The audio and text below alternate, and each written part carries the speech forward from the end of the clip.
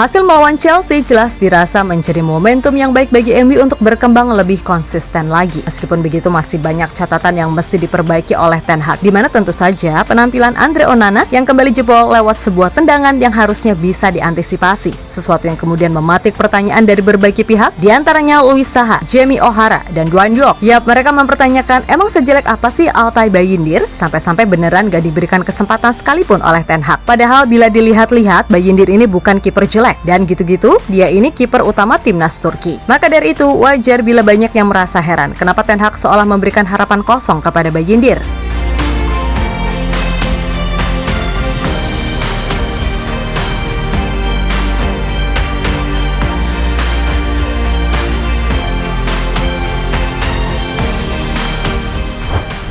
Musim ini, salah satu pemain yang nyaris gak pernah diganti oleh Ten Hag adalah Andre Onana, di mana kiper asal Kamerun itu selalu menjadi pilihan utama apapun kondisinya. Tentu kita semua tahu kalau Onana ini udah banyak banget melakukan blunder yang terbilang basic bagi seorang kiper. Dan di laga melawan Chelsea, ia kembali menunjukkan kalau emang ada yang salah, terutama soal positioning dan daya jangkau dari seorang Andre Onana.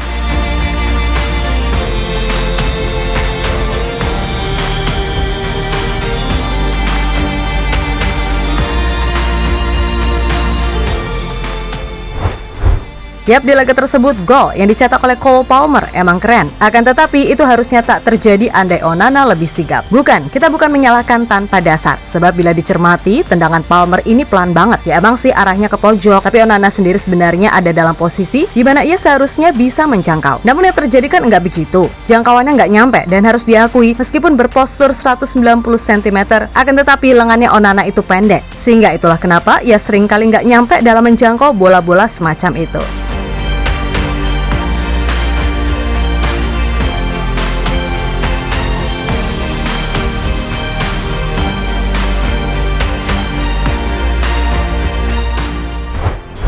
Yap, sebenarnya lengan pendek itu bukanlah sebuah alasan yang bisa diutamakan. Sebab di dunia ini ada banyak kiper kelas dunia yang bahkan posturnya lebih kecil dari Onana. Namun mereka dibekali reading the game serta penempatan posisi dan tentu saja refleks yang oke. Sebut saja Iker Casillas, Keylor Navas, Kepa Arrizabalaga, sampai Jordan Pickford. Maka dari itu nggak masuk akal bila kita memaklumi Onana seperti itu. Karena sebagai kiper kelas dunia harusnya ia bisa menutup kelemahannya tersebut sehingga lawan pun nggak bisa seenaknya main shooting. Ya emang secara build up ini Onana bagus, tapi jangan lupa juga dong, ia dibeli dari Inter dengan harga mahal, bukan cuma buat build up doang. Lagi pula secara harfiah emang tugas utama kiper kan jaga gawang. Kalau mau cari pengoper handal, ya udah carinya gelandang, kan begitu.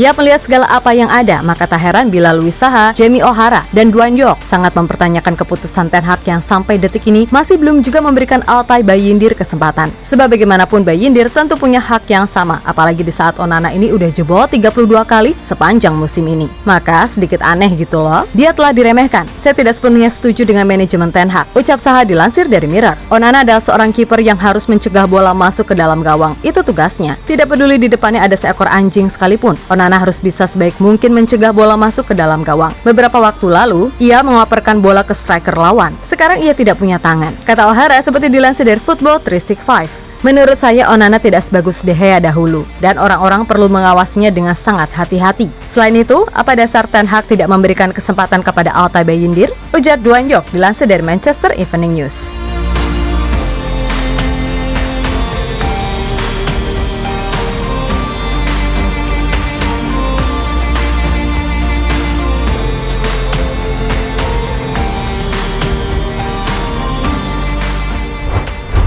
Di sisi lain, Erik ten Hag sendiri menjabarkan alasannya mengapa ia tak kunjung memberikan menit bermain kepada Altay Bayindir. Menurutnya, akan tiba waktunya bagi Bayindir buat dia menjalani debut. Sebab sejauh ini, masih ada beberapa hal yang mesti dilakoni Bayindir sebagai bentuk adaptasi. Kami sangat senang dengan barisan penjaga gawang yang kami miliki. Andre, Altay, dan Tom. Mereka benar-benar bagus bagi grup. Penampilan mereka sangat bagus dan mereka saling menyemangati satu sama lain. Saya sendiri sangat senang melihat Altay. Dia mulai terbiasa dengan Liga Inggris. Dia juga mulai nyaman berhadapan dengan kompetisi Eropa yang sebenarnya cukup sulit jika Anda datang dari Turki. Saat ini dia harus bersabar. Kalau bisa mempertahankan penampilan dan ada perkembangan, dia akan mendapatkan kesempatan. Ucap Ten Hag dilansir dari Sky Sport.